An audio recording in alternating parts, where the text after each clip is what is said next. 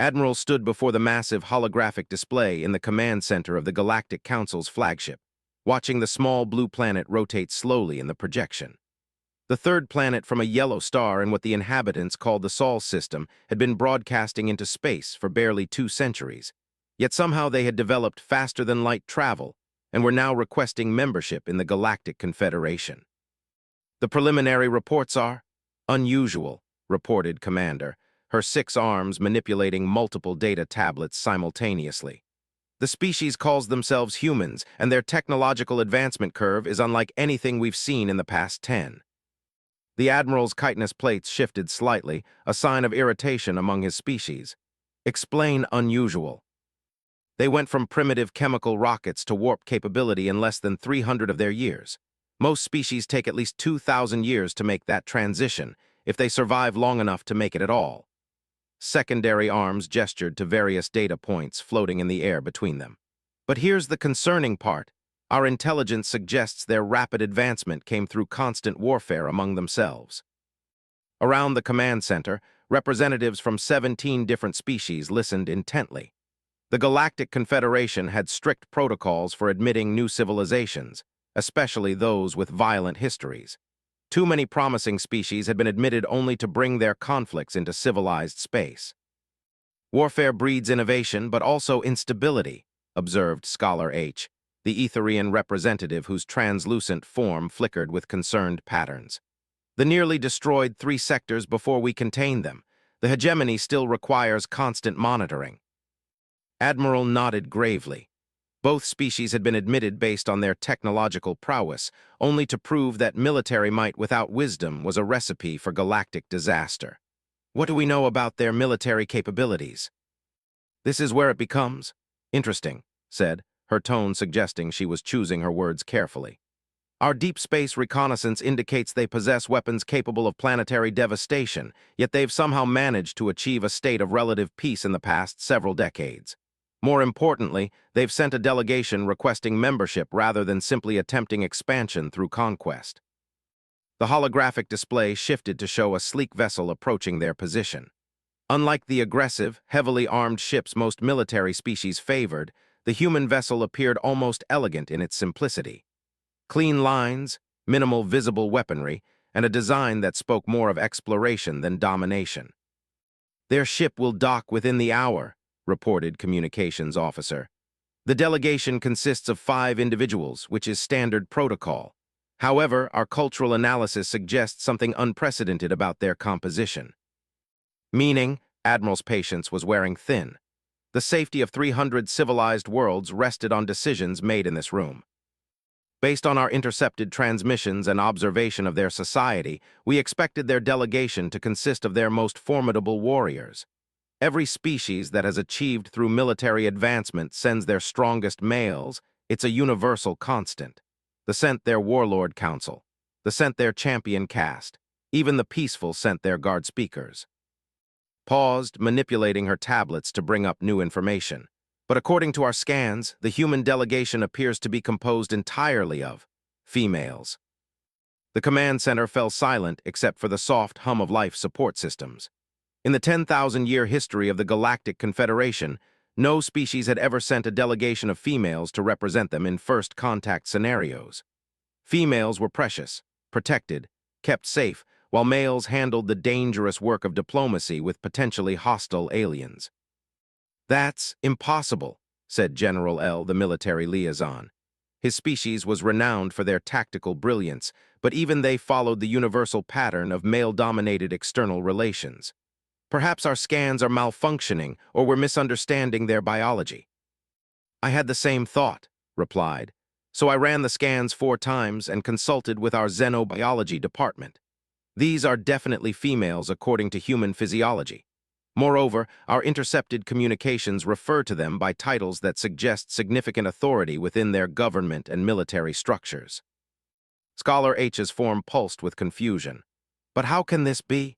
In every known species, females are the protected class.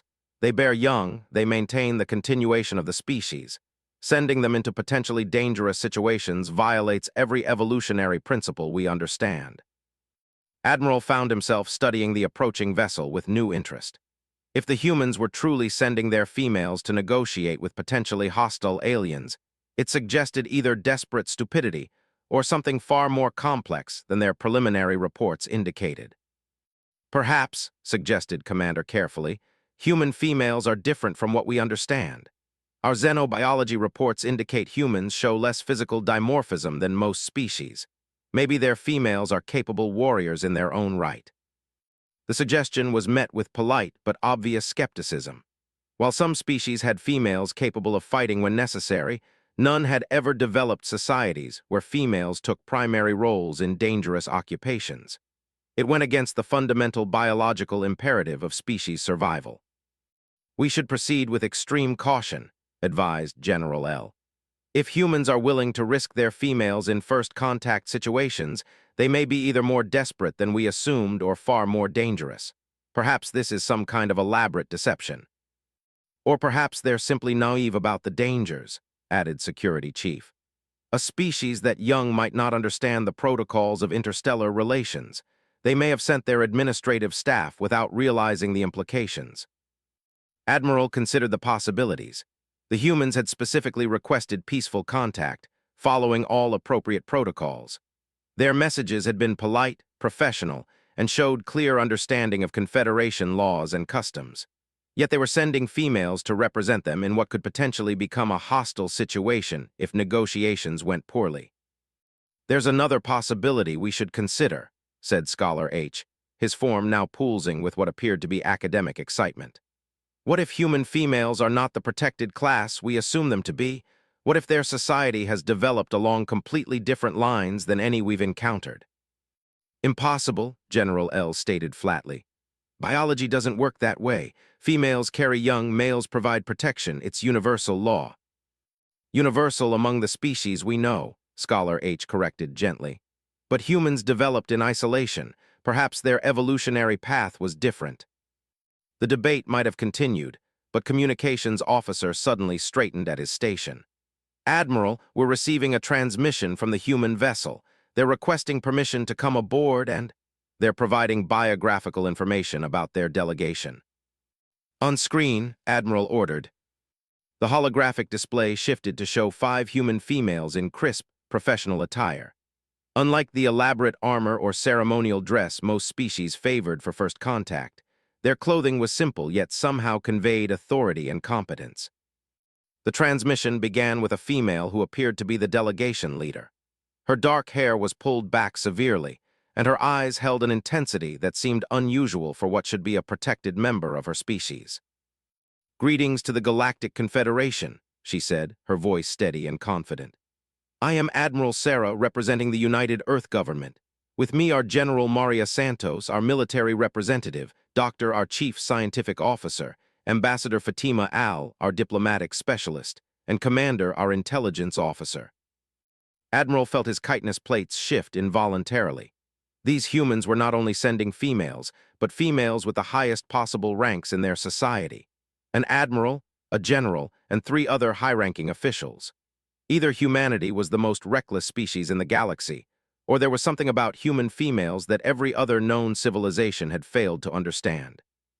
"We come seeking membership in the Confederation," Admiral continued, "and we hope to contribute to the peace and prosperity of all civilized worlds. We look forward to demonstrating that humanity is ready to take its place among the stars." As the transmission ended, the command center remained silent. Finally, Admiral spoke. "Prepare the main conference room," he ordered, "and alert all department heads that we may be dealing with something completely unprecedented. If these humans have somehow developed a society where females hold positions of ultimate authority and responsibility, then everything we think we know about relations may be about to change." Commander's manipulator arms moved nervously among her tablets. "Sir, should we prepare additional security measures?" "Yes, but not for the reasons you might think," Admiral replied, his gaze fixed on the approaching human vessel. "If these females are truly representatives of human power, and if they're confident enough to come here alone, then we may be about to meet the most dangerous delegation in Confederation history." "Dangerous how?" General L asked. "Dangerous because they represent something we've never encountered before," the Admiral replied. And in my experience, the unknown is always the most dangerous enemy of all. As the human vessel moved into docking position, every being in the command center found themselves wondering the same thing. What kind of species sent its females to negotiate with aliens? And what did it mean for a galaxy that thought it understood the fundamental rules of civilization? The docking bay filled with the soft hiss of atmospheric equalization as the human vessel settled into position. In moments, they would meet these mysterious human females face to face. Whatever happened next would either confirm everything they thought they knew about intelligent species or shatter those assumptions forever. Admiral straightened his formal insignia and prepared to the main conference hall of the Confederation flagship had hosted first contact meetings with 43 different species over the past millennium. Its design was deliberately imposing: high ceilings, polished surfaces that reflected the majesty of the Confederation's power, and seating arranged to subtly emphasize the supplicant nature of species seeking membership. Admiral took his position at the head of the curved table, flanked by representatives from the most powerful member civilizations. To his right sat General L of the Warrior, whose carapace told stories of 100 battles. To his left, the ethereal Scholar H represented the ancient wisdom of the Etherians. Behind them, security personnel from various species stood at attention, their weapons ceremonially displayed but readily accessible. The massive doors at the far end of the hall slid open with a sound like distant thunder, and the human delegation entered. Admiral had reviewed countless species over the centuries, but nothing had prepared him for this moment. The 5 human females walked with a confidence that seemed to ignore the overwhelming display of alien power surrounding them. Their steps were measured, purposeful, and somehow conveyed the impression that they belonged exactly where they were. Admiral Sarah led the group, her dark uniform crisp and unadorned except for insignia that seemed almost modest compared to the elaborate decorations most species used to display rank. Behind her, the other 4 women formed a loose formation that looked casual but which military experience recognized as a tactical arrangement, allowing for multiple response options. What struck him most was their complete lack of fear. Every other delegation had shown some sign of nervousness when entering this chamber: elevated heart rates, stress pheromones, defensive body language. The humans displayed none of these tells. They approached as if walking into a routine meeting. "Welcome to the Confederation flagship," Admiral began, his translation device rendering his words in the human language they called English. "I am Admiral, commanding this vessel and representing the Confederation Council in these proceedings." Admiral stepped forward and offered what their cultural briefing had identified as a human gesture of respect, a slight bow of the head. "Admiral, thank you for receiving our delegation. I am Admiral Sarah, and these are my colleagues, General Maria Santos, Dr. Ambassador Fatima Al, and Commander." Each woman nodded as her name was mentioned, their eyes meeting those of various alien representatives without the deference typically shown by supplicant species. General L shifted uncomfortably in his seat. In his culture, females avoided direct eye contact with unknown males as a matter of survival instinct. "Please be seated," Admiral gestured to chairs that had been specifically constructed to accommodate human physiology.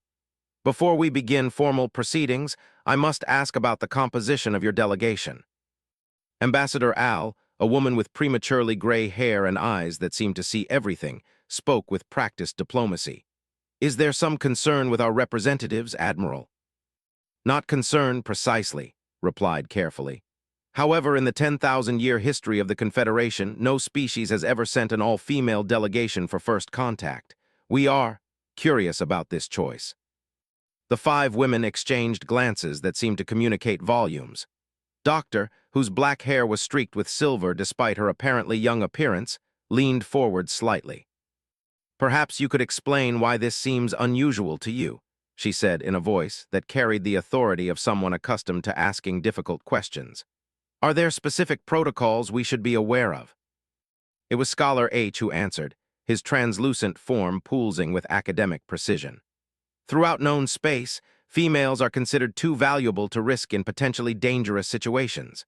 First contact protocols specifically call for expendable individuals, typically male warriors or diplomats whose loss would not threaten species survival." The silence that followed was profound. Then Commander, whose hair was pulled back in a severe bun, began to laugh. It started as a quiet chuckle but grew into genuine amusement that she didn't attempt to hide. "I'm sorry," she said, wiping her eyes, "but did you just call us expendable?"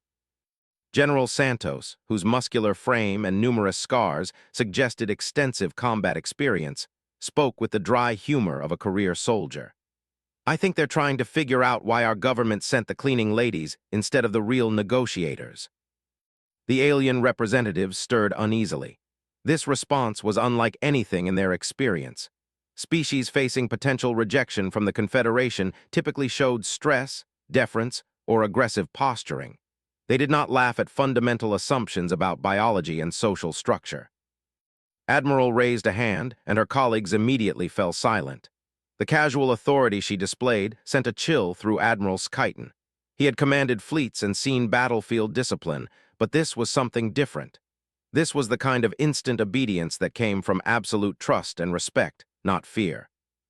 "I think there may be a fundamental misunderstanding," Admiral said, her tone remaining polite but somehow acquiring an edge that made the chamber's security personnel unconsciously shift their stances. "Perhaps you could tell us about your own society's structure. How are leadership roles typically assigned among your species?" General L, whose people valued directness, responded immediately. "Males handle external threats, exploration, and warfare. Females remain protected and focus on reproduction and education of young. This is universal law among intelligent species." "Universal among the species you know," corrected Doctor gently. "But Earth developed differently." Scholar H's form brightened with intellectual curiosity, overcoming diplomatic caution. "How differently?" Ambassador Al smiled, and somehow that expression carried more weight than any threat. "General Santos has led ground forces in conflicts across 3 continents. Admiral commanded the defense fleet during our most recent global crisis. Doctor designed the theoretical framework for our faster-than-light drive. Commander's intelligence work prevented 2 potential wars through information gathering that most species would consider impossible." She paused, letting this information settle into the minds of beings who had never conceived of such possibilities. "And I," she continued, "have negotiated treaties that prevented the complete destruction of human civilization on 4 separate occasions. We are not here because our government considers us expendable. We are here because we are the 5 most qualified humans for this mission." Commander, who had been monitoring bio readings throughout the meeting, suddenly spoke up from her position at a side console. "Admiral, I'm reading something impossible from the human bioscans." All eyes turned to her as she manipulated her control surfaces with obvious confusion. "The stress hormones, muscle density readings, neural activity patterns, these are not consistent with protected civilian populations. These readings are consistent with," she paused, checking her instruments again, "with apex predators." The conference hall fell silent except for the hum of life support systems. Slowly, the implications began to sink in for the alien representatives. Doctor spoke into the silence, her voice carrying the patient tone of a teacher explaining a simple concept to confused students. "You keep using terms like expendable and protected class as if they apply to us, but you're operating under a false assumption about human society." "Which is?" Admiral asked, though he was beginning to suspect the answer would reshape everything he thought he understood about civilization.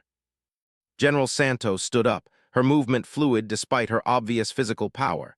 As she did, every security officer in the room tensed, hands moving toward weapons. She noticed their reaction and smiled, not the diplomatic expression they had been showing, but something else entirely. Something that made predators recognize they might not be at the top of the food chain. "You assume human females are like the females of your species," she said, her voice carrying across the chamber with the authority of someone accustomed to being heard across battlefields. "Protected, precious, kept safe while males handle the dangerous work." She gestured to her colleagues, and Admiral realized that each of them had unconsciously adopted postures that his military experience recognized as combat-ready stances. "But you never asked the important question," General Santos continued. "In human society, who exactly do you think the males are being protected from?" The question hung in the air like a challenge. Around the conference table, some of the greatest military minds in the galaxy began to recalculate everything they thought they knew about power, gender, and the nature of human civilization.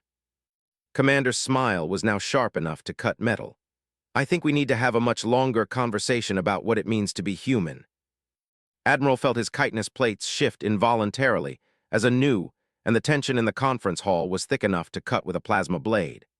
Admiral found himself in the unprecedented position of completely reassessing a first contact scenario in the middle of negotiations.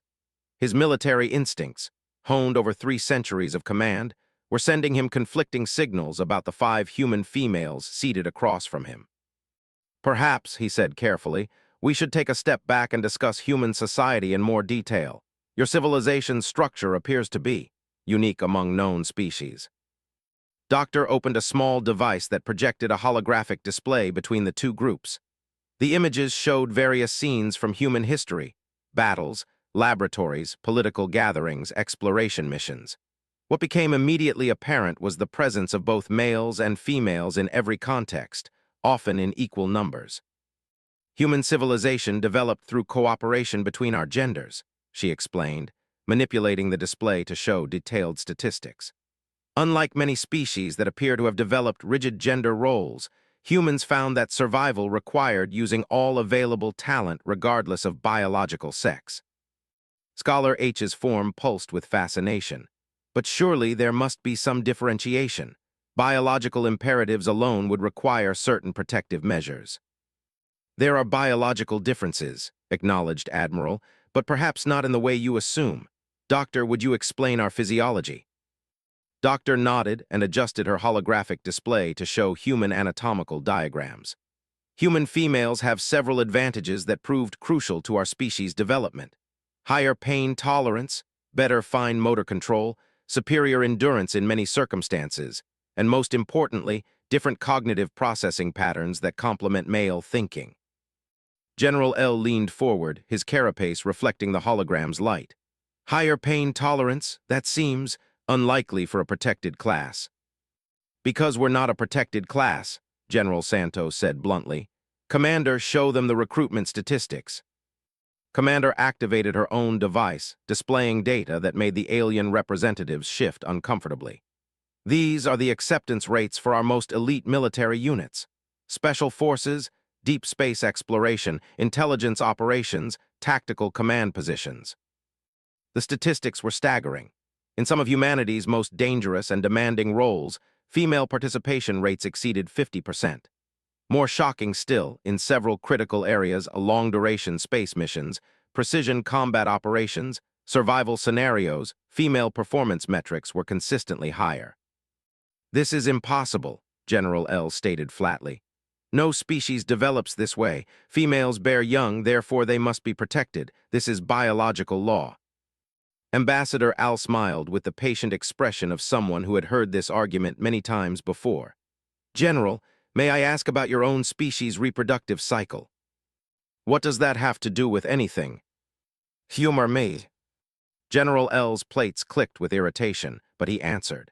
Females lay approximately 50 eggs every few years. The males guard them during the vulnerable incubation period. Obviously, losing a female means losing dozens of potential offspring. And other species? Ambassador Al looked around the room. Scholar H responded for his people. Etherian females can produce several hundred offspring during a single reproductive season, but only if they remain in optimal health and safety. Similar answers came from around the room. Each species described reproduction systems where females were either rare, extremely productive, or required extensive protection during lengthy vulnerable periods. Human reproduction is different, Doctor explained, her display shifting to show comparative biological data. Human females typically produce 1 offspring at a time after a relatively short gestation period. Our reproductive capacity is not dramatically higher than that of males' ability to father children. This meant that evolution pressured our species toward gender cooperation rather than protection. Commander had been running continuous scans throughout the discussion. Admiral, I'm detecting something in their biochemistry that doesn't match our predictions. The stress hormone profiles are all wrong. Explain. When faced with potential threat, most species show elevated stress markers in females and aggressive readiness markers in males. But these humans, she paused to check her readings again. The females are showing the aggressive readiness markers, strong ones, and according to their biodata, this is their normal state. Admiral felt a chill run through his exoskeleton. Commander, you mentioned earlier about who human males are protected from. Perhaps you could elaborate. Commander exchanged glances with her colleagues, and Admiral nodded slightly. Very well, but I think you should see this rather than just hear about it. She activated a new holographic display, showing footage from what appeared to be human military operations. The scenes were unlike anything the alien representatives had ever witnessed, human females in combat situations displaying levels of tactical sophistication, physical capability, and sheer ruthless efficiency that challenged every assumption about gender roles in civilized species. This is footage from various conflicts over the past century, Commander explained as the images showed female soldiers leading assaults, female pilots executing impossible maneuvers, female commanders making split-second decisions under devastating pressure. What you're seeing is not exceptional cases or rare individuals. This is representative of normal human military capability. One particular sequence showed a female human soldier single-handedly holding a defensive position against overwhelming odds. Her movements were precise, economical, and devastatingly effective. When reinforcements finally arrived, they found her calmly reloading her weapon among the bodies of enemies who had underestimated her. "How is this possible?" whispered Scholar H, his form flickering with confusion. "This violates everything we understand about evolutionary biology." General Santos stood up again, and this time the security personnel's hands didn't just move toward their weapons. Several actually drew them. She noticed and raised an eyebrow. "Earth is a death world," she said simply. "Perhaps that's something your intelligence reports missed." Doctor manipulated her display to show Earth's environmental data. As the information scrolled past, the alien representatives began to understand what they were dealing with. Gravity higher than optimal for most species. Atmospheric composition that was toxic to many civilizations, weather patterns that included phenomena capable of destroying cities, predatory species that hunted in coordinated packs, geological instability that regularly reshaped continents. "Every day on Earth is a survival challenge," Doctor explained. "Our species evolved in an environment where cooperation was the only path to survival, and where every individual, regardless of gender, had to be capable of lethal force at a moment's notice." Ambassador Al picked up the explanation. "You've been asking why our government sent females to represent us, but you've been thinking about this backwards. We weren't sent because we're expendable. We were sent because we're the most dangerous individuals humanity has to offer." The security implications hit Admiral like a physical blow. If these 5 females represented the peak of human capability, and if they were casually discussing tactical operations and survival scenarios that would challenge elite warriors from the galaxy's most feared civilizations, then humanity wasn't just another species seeking membership.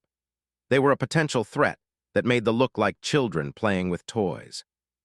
"Admiral," he said carefully, "when your species achieved, what was your first priority?" "Survival," she answered without hesitation. "We knew that the galaxy was vast and potentially hostile, so we prepared accordingly." "And how did you prepare?" Admiral's smile was polite, professional, and absolutely terrifying.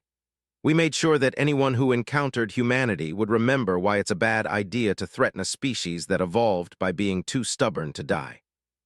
General L's combat instincts had finally overcome his assumptions about gender roles. "Admiral, I recommend we classify this as a potential Omega-level threat situation." "Omega-level?" Commander looked interested. "What does that mean?" "It means," Admiral replied slowly, "that we're no longer discussing membership for a species seeking our protection.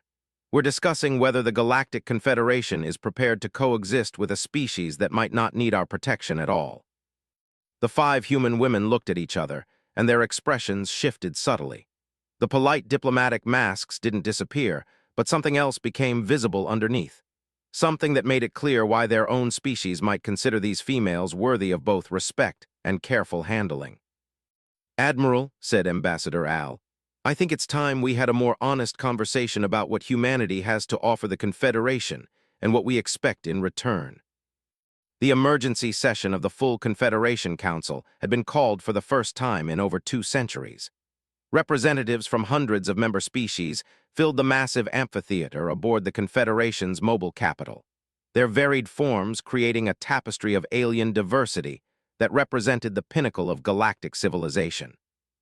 Admiral stood at the central podium, facing a sea of beings whose combined wisdom and experience spanned. Behind him, holographic displays showed the data that had prompted this unprecedented gathering. "Fellow representatives," he began, his words translated into hundreds of languages simultaneously. "3 days ago, we encountered something that challenges our fundamental understanding of how intelligent species develop and organize themselves." Murmurs rippled through the assembly as species-specific confusion and concern manifested in dozens of different ways. The delegation's tentacles writhed with agitation. The crystalline chimed discordantly. The mighty stamped their feet in disapproval of mysteries they couldn't immediately solve. "The human delegation remains aboard this vessel," Admiral continued. "But I must inform this council that our standard evaluation protocols have proven inadequate for assessing their civilization." High Counselor, an ancient Etherian whose translucent form held the accumulated wisdom of 3,000 years, spoke from the highest tier of the amphitheater. "Explain adequate, Admiral. Your preliminary reports suggested a typical emerging warrior species." "That assessment was incorrect," Admiral admitted, a statement that sent shockwaves through the assembly. He had never been wrong about species classification in his 3 centuries of service. "We based our assumptions on universal patterns of development that appear not to be universal at all." The holographic displays activated, showing the data that had been gathered during the human stay aboard the flagship. Biological scans, psychological profiles, technological assessments, and most shocking of all, combat capability analyses. "The human delegation consists of 5 females," Admiral announced. The amphitheater fell silent. "Initially, we assumed this indicated either desperation or cultural naivety about the dangers of first contact. We have since learned that this assumption was dangerously incorrect." General of the Federation, whose species was renowned for their tactical expertise, stood to address the podium. "Admiral, are you suggesting these females are somehow representative of human military capability?" "I'm suggesting they represent the peak of human military capability," Admiral replied, causing an uproar that required several minutes to subside. Dr. the Council's chief activated her own display from her delegation's seating area. "Admiral, I've reviewed your biological data, and I must protest these findings. No known evolutionary path could produce the physiological profiles you're reporting for these females." "Which is precisely the problem," Admiral responded. "Human evolution appears to have followed a completely unprecedented path." The display showed comparative evolutionary trees for known species. Everyone followed similar patterns. Environmental pressures led to gender specialization, with males developing for competition and external threats, while females developed for survival and reproduction. The human tree was different. Both genders had developed along parallel paths toward what could only be described as dual-purpose lethality. Commander and of the Predator Guild, whose own species were considered the galaxy's premier hunters, spoke with obvious skepticism. "Admiral, my people have tracked and subdued dangerous prey across 1,000 worlds. If these human females were truly as dangerous as you suggest, we would sense it." "Would you," Admiral asked quietly, "Commander, would you join us, please?" A section of the amphitheater's floor slid back to reveal a lift platform. Commander rose into view, and the effect on the assembly was immediate. She wore the same simple uniform she had worn during their first meeting, carried no visible weapons, and appeared completely relaxed despite being surrounded by hundreds of beings, many of whom could physically overpower her. What struck the assembly was not her appearance but her presence. Without saying a word, without making any threatening gesture, she had somehow altered the entire dynamic of the massive chamber. Predatory species found themselves unconsciously shifting to defensive postures. Peaceful species felt their threat recognition systems activating. Even the most ancient and wise representatives found themselves reassessing the humans standing calmly in their midst. "Council members," Commander said, her voice carrying clearly throughout the amphitheater despite its massive size. "I understand there are questions about human society and our qualifications as potential Confederation members." High Counselor leaned forward, his ancient form brightening with curiosity. Commander, your species' development pattern appears unprecedented. How do you explain your society's unusual gender dynamics? With respect, Counselor, I think the question is backwards, replied. You're asking how our gender dynamics developed, but the real question is why every other species in the galaxy developed such inefficient social structures. The statement caused another uproar, suggesting that galactic civilization was inefficient bordered on heresy in an assembly dedicated to the perfection of interstellar cooperation. General's voice boomed across the chamber. Inefficient, our social structures have maintained peace across thousands of worlds for. Have they? Commander asked mildly. Or have they simply created a galaxy where half of each species' potential is artificially limited by biological assumptions that may not be necessary?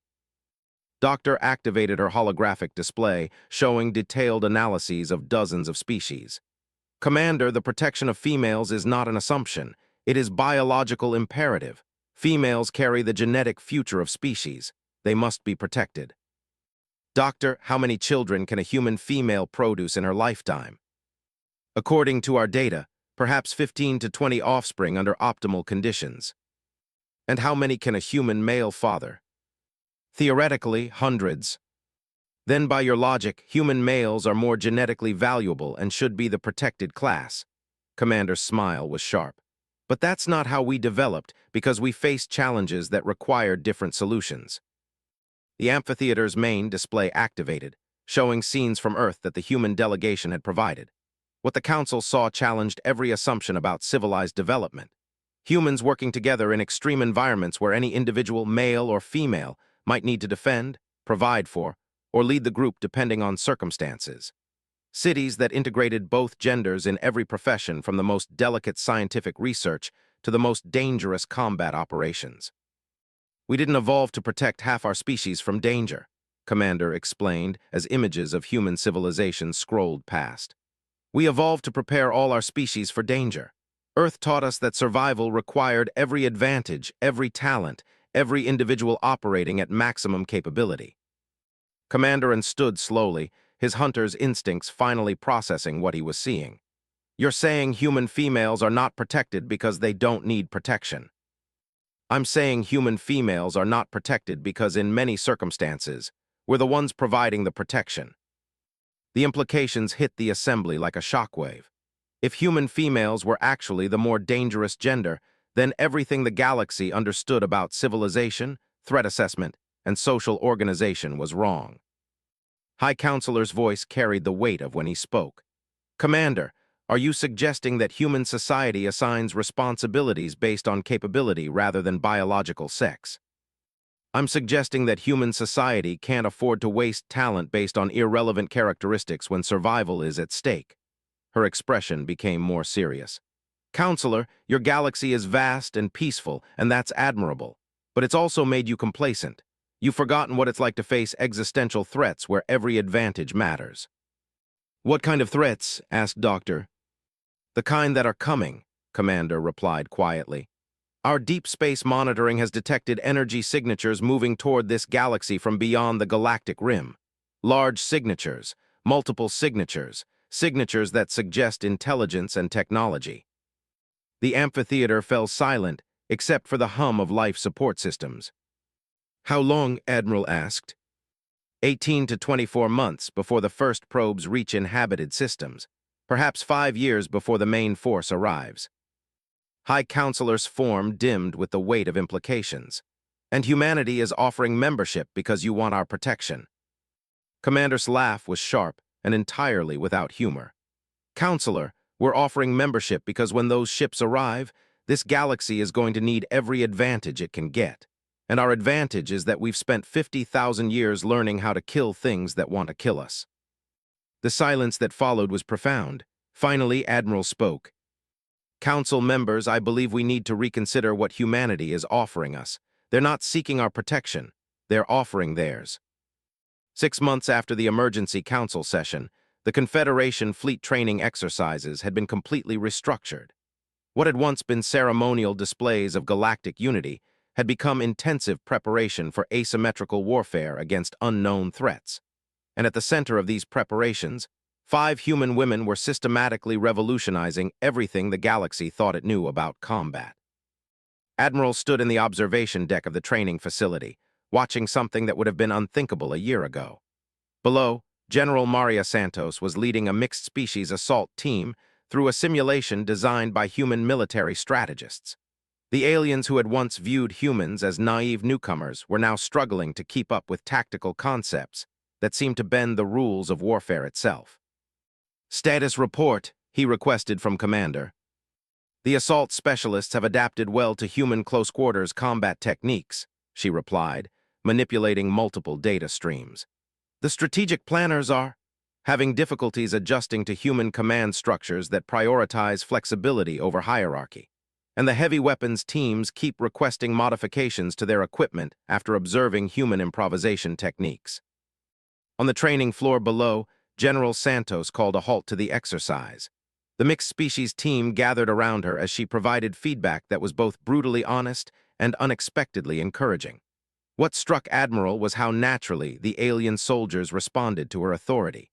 Species that had never taken orders from females were following her lead without question. "It's not just that she's effective," he observed. "It's that she makes everyone around her more effective." "That appears to be a consistent pattern across all 5 human leaders," Commander confirmed. "Doctors' joint research teams are producing technological innovations at 3 times the normal rate. Ambassador Alhaz resolved 2 territorial disputes that had been deadlocked for decades. Commander's intelligence analysis has identified 17 potential security vulnerabilities that our own systems missed."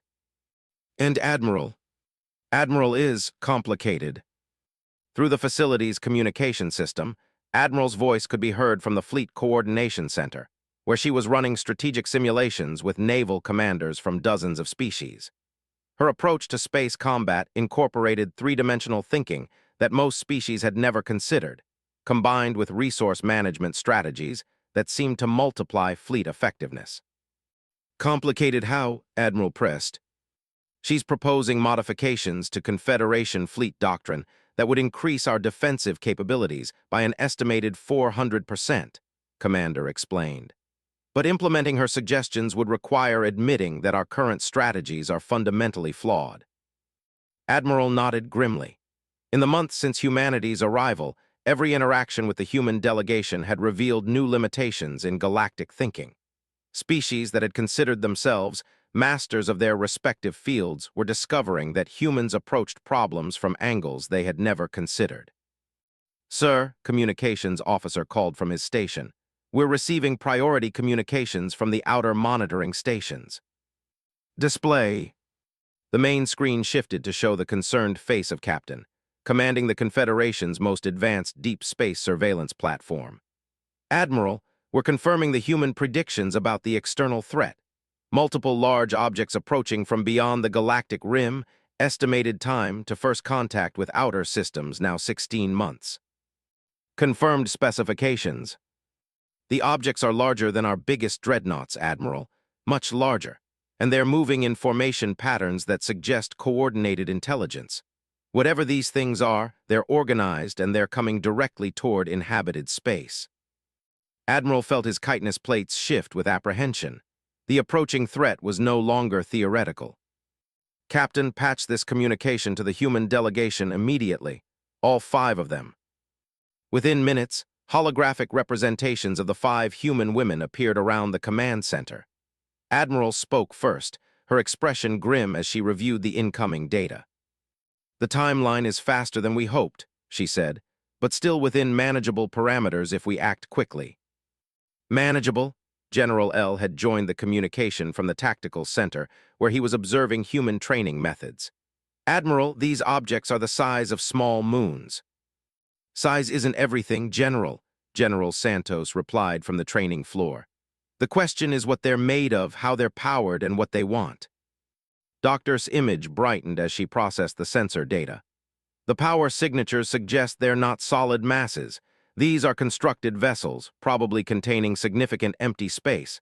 That means structural vulnerabilities." "Can you elaborate?" Admiral requested. "Something that large requires enormous structural support to maintain integrity," she explained. They're either using technology so advanced that our physics models are irrelevant, or they're relying on engineering solutions that create specific weak points. Ambassador Al leaned forward in her holographic representation. Admiral, we need to discuss contingency planning for first contact scenarios with these vessels. What kind of contingencies? The kind where first contact doesn't go well, Commander said bluntly. If these are explorers or refugees, we can work with that. If they're an invasion force, we need different options. The directness of the statement sent chills through the alien representatives listening to the communication. Most galactic species approach the possibility of hostile contact through elaborate diplomatic protocols designed to minimize conflict. Humans seem to be planning for the possibility that diplomacy might fail entirely. What are you suggesting? High Counselor's ancient voice carried across the communication system from the council chambers. We're suggesting that the Confederation should prepare for 3 scenarios, Admiral replied. Peaceful contact, which is ideal, hostile contact, which is probable, and extinction-level threat, which is possible. Extinction level? The term sent shockwaves through every species monitoring the communication. Counselor, Doctor said gently, you have to understand that your galaxy has been peaceful for so long that you've lost the ability to recognize certain types of threats. When something travels between galaxies, it's not usually for casual exploration. General Santos gestured to the mixed species teams around her.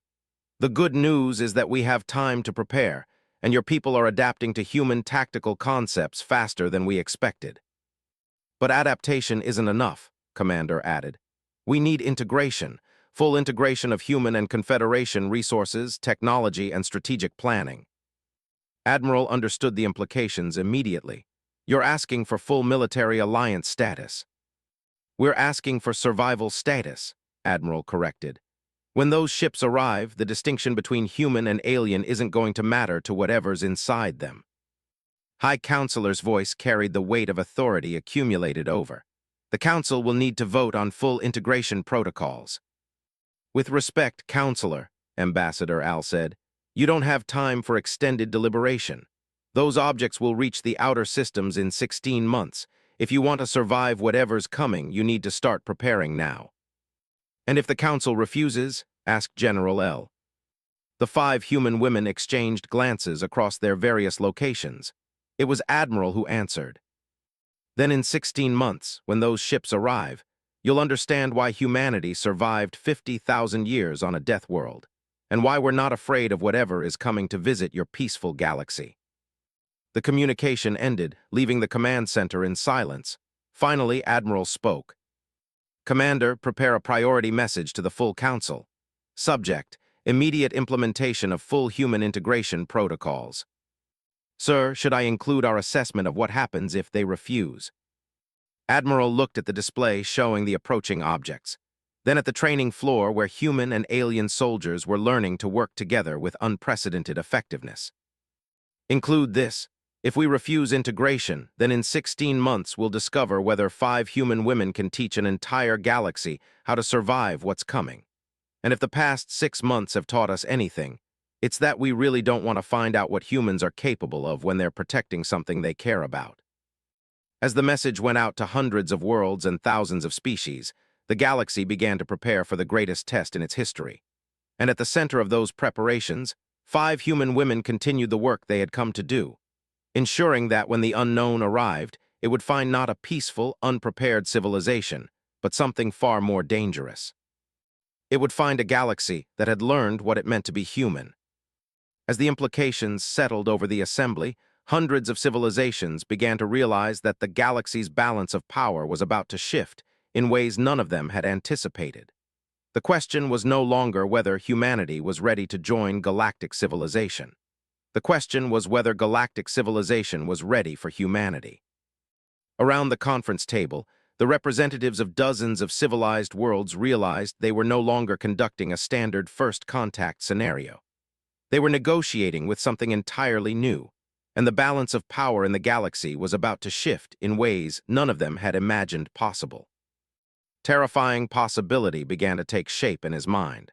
What if they hadn't been dealing with a species that was recklessly endangering their females? What if they had been dealing with a species where the females were the ones everyone else needed to be protected from? Either the most naive delegation in galactic history or the most dangerous one. Somehow he suspected it would be the latter.